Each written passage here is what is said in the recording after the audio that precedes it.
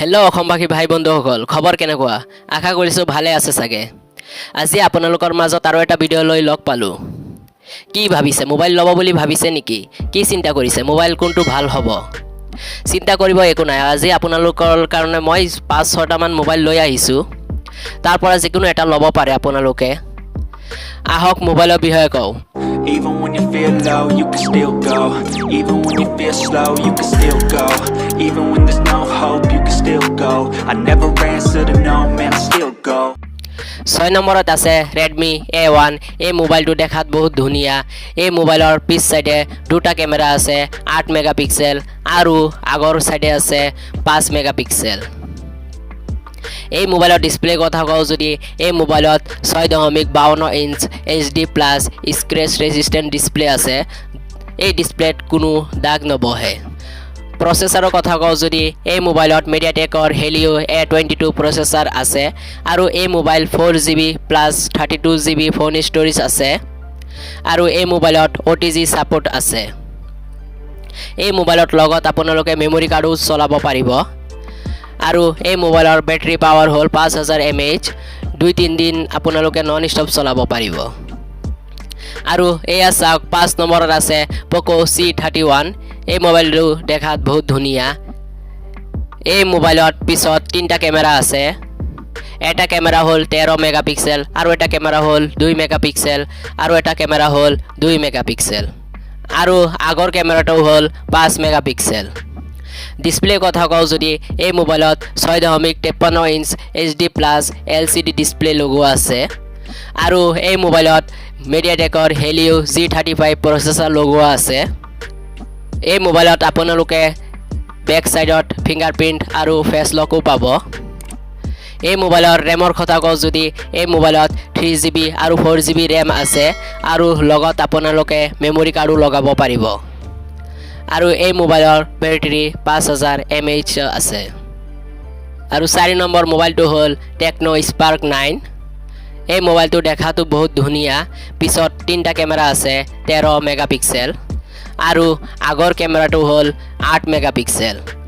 Display কথা কওঁ যদি এই মোবাইলত 6.60 ইঞ্চ ডট নোটছ ডিসপ্লে আছে আৰু লগত 90 হাৰ্টজ ৰিফ্ৰেছ ৰেট আছে।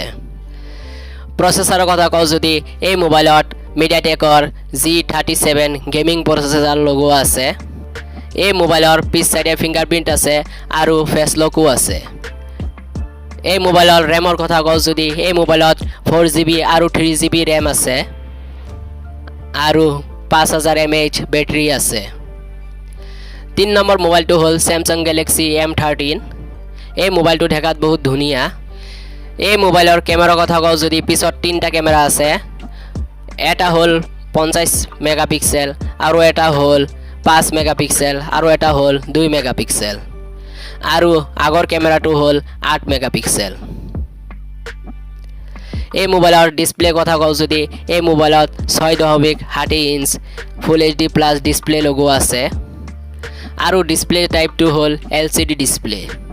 এই মোবাইলৰ প্ৰচেছৰৰ কথা কওঁ যদি এই মোবাইলত Samsung কোম্পানীৰ নিজৰ প্ৰচেছৰ Exynos 850 লগোৱা আছে আৰু এই মোবাইলৰ ফিংগাৰপ্ৰিন্ট আপোনালোকে সাইড মাউন্ট পাব আৰু ফেস লকও পাব। এই মোবাইলৰ ৰেমৰ কথা কওঁ যদি আপোনালোকে 4GB ৰেম পাব আৰু ৰেম বুষ্টও পাব। এই মোবাইলৰ বেটাৰীৰ কথা কওঁ যদি এই মোবাইলত 6000 mAh বেটাৰী আছে।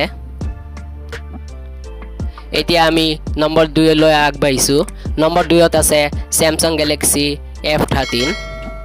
এই মোবাইলটো দেখাত বহুত ধুনীয়া আৰু এই মোবাইলৰ পিছ সাইডে 3টা কেমেৰা আছে।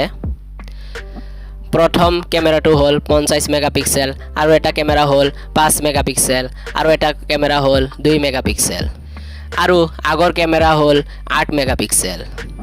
ডিসপ্লে কথা কওঁ যদি এই মোবাইলত 6.60 ইঞ্চ ফুল HD+ LCD ডিসপ্লে আছে লগত কৰ্নিং গৰিলা গ্লাছ 5 প্ৰটেকশ্যনো আছে। প্ৰচেছৰৰ কথা কওঁ যদি এই মোবাইলত Samsung কোম্পানীৰ নিজৰ প্ৰচেছৰ Exynos 850 লগোৱা আছে। ৰেমৰ কথা কওঁ যদি এই মোবাইলত 4GB আৰু 6GB ৰেম পাব লগত ৰেম বুষ্টও কৰিব পাৰিব আৰু মেমৰি কাৰ্ডো লগাব পাৰিব। এই মোবাইলৰ বেটাৰীৰ কথা কওঁ যদি এই মোবাইলত 6000 mAh বেটাৰী আছে। এতিয়া 1 নম্বৰৰ ফিল আগবাঢ়ো 1 নম্বৰত আছে Samsung Galaxy M13 5G এই মোবাইলটো দেখাত বহুত ধুনীয়া এই মোবাইলত পিছত দুটা কেমেৰা আছে প্ৰথম কেমেৰাটো হ'ল 50 মেগাপিক্সেল আৰু লগত 2 মেগাপিক্সেল আৰু আগৰ কেমেৰাটোৰ কথা কওঁ যদি আগত 5 মেগাপিক্সেলৰ কেমেৰা আছে ডিসপ্লে কথা কওঁ যদি এই মোবাইলত 6.5 ইঞ্চ LCD ডিসপ্লে আছে লগত 90 হাৰ্টজ ৰিফ্ৰেছ ৰেটো আছে এই মোবাইলৰ প্ৰচেছৰৰ কথা কওঁ যদি এই মোবাইলত MediaTekৰ Dimensity 700 প্ৰচেছৰ আছে আৰু ৰেমৰ কথা কওঁ যদি এই মোবাইলত 4GB ৰেম আছে আপোনালোকে ৰেম বুষ্ট কৰিব পাৰিব এই মোবাইলত 5000 mAh বেটাৰী আছে আৰু সব মোবাইল Android 12ত আছে আজি আপোনালোকক যে কিটা মোবাইলৰ কথা কৈছো তাৰ পৰা যিকোনো এটা লৈ আপোনালোকে চলাব পাৰে